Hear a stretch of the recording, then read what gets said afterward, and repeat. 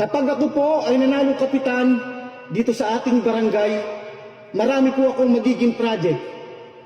Ang kauna-unahan ko pong magiging project, ipapagawa ko po ang bahay ko. Bakit kanyo? Para naman kapag binisita nyo ko sa aming tahanan, ay maganda at presentable. Hindi po ba? Ang pangalawa ko pong magiging project, bibili po ako ng magandang sasakyan. Bakit kanyo? Para kapag kailangan nyo ang tulong ko, madali ko kayong mapupuntahan. Hindi na po maglalakad ang inyong kapitan.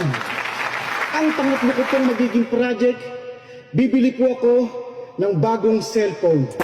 Yung latest po, iPhone 15 Pro Max. Bakit kanyo? Para kapag ako'y tinawagan nyo or kaya'y tinext, madali ko po kayong ma-replyan o masagot dahil latest po ang cellphone